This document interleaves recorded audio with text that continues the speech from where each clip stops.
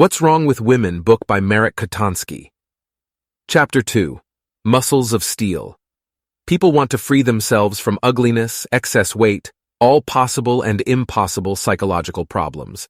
This is why sports-oriented psychology programs such as New Me in 24 Days and Be Like Stallone in 33 Days are popular. Deceptive logic. People think they're thinking logically. If I feel down because my muscles are too small or I'm too fat, then bodybuilding or losing weight will make me more attractive, and then I'll feel better. Logical, right? People who have plastic surgery think along the same lines. They get their nose or their ears fixed, whether it's the real cause of their problems or not. Everyone has normal ears, only mine stick out. I'm a weirdo, a freak, it makes me feel bad. I'll save up money for an operation. Let's assume that the operation is a success, which is not guaranteed at all. Does the patient feel better? Sorry, but he doesn't. The feeling of ugliness is now transferred from his ears to something else. Suddenly you notice to your horror that there's something strange about your lips. They're too big or too small. Your idol has bigger lips, while yours are so small. The suffering returns. You feel ugly again.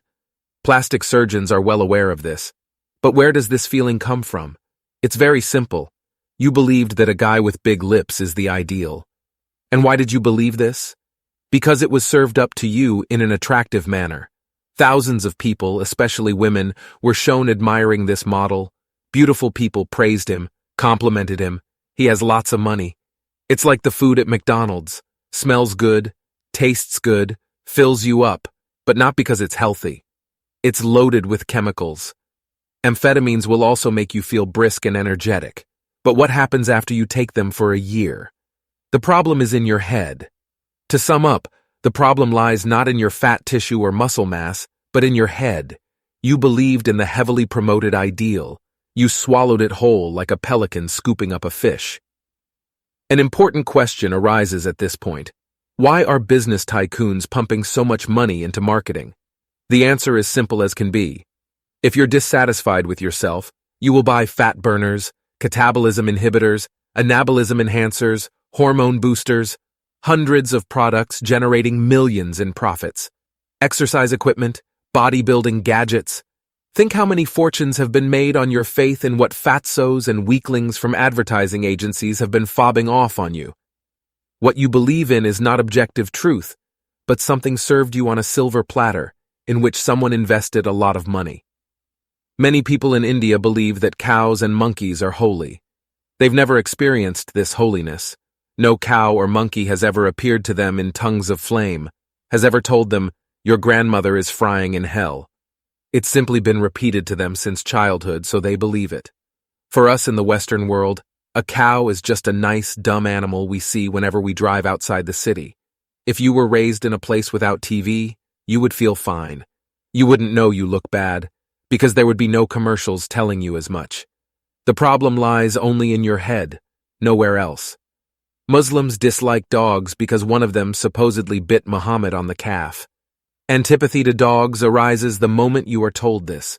You loved your dog before this moment, played with him, were touched by his loyalty. But now you've learned that a dog bit the Prophet himself, so you don't like dogs anymore. Everyone around you dislikes them. Pillars of the community detest them. Since no one likes them, you don't either. This is the herd mentality. Just package any idiotic thing nicely, circulate it widely, and people will start to believe it, to worship it. The accusing inner voice. They give you the ideal, you want to emulate it. You go on a diet, consume bodybuilding formula, but it doesn't work. Panic ensues, you become critical of yourself, you hear an accusing voice in your head. You don't notice anything around you anymore. You're attuned only to that inner voice.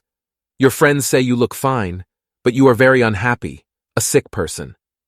People dying of anorexia may weigh 30 kilos, just skin and bones, look as if they were about to vomit. But they don't see this, because their inner voice fills them with dread, constantly tormenting them. You are fat!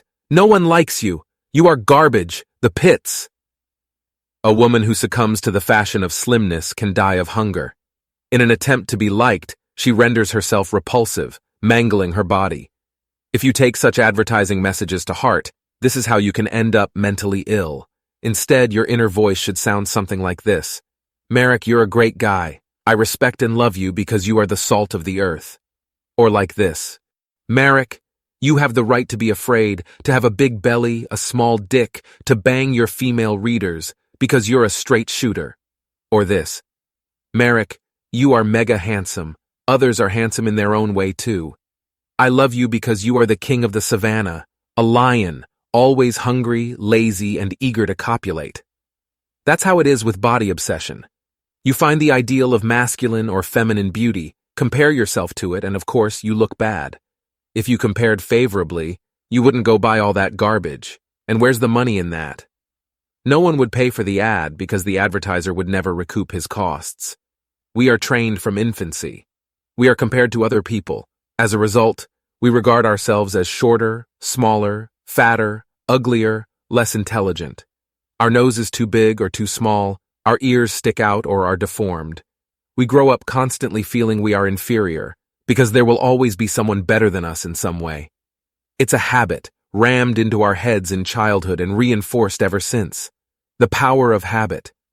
The feeling that there's something wrong with you, that you're inferior, uglier, is a habit. It's very strong, deeply engraved in your brain. When you grasp this, you'll understand that a nose job or lip plump won't change a thing. You won't eliminate your habit by lopping off the tip of your nose. A habit is a habit. You're still going to feel ugly, and you'll rationalize your habitual need for this by focusing on some other part of your body. Nothing in the world is able to make such a habit go away. Billionaires can shower you with dollars, celebrities with compliments, poets with rose petals, but the habit will still be there. Did you ever have a powerful habit such as smoking?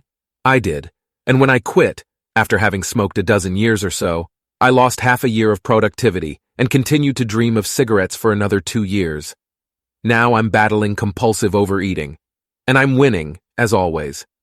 But the habit of negative self-assessment is 100 times stronger than tobacco addiction because it's been hammered into your head since shortly after you were born.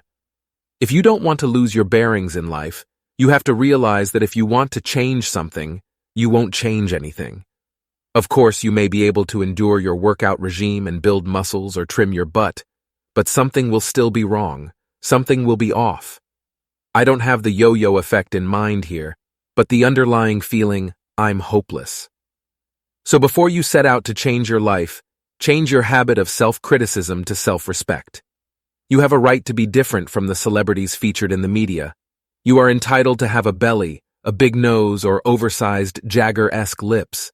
You are simply yourself, one of a kind. If you lose weight, do it only for your health, for yourself.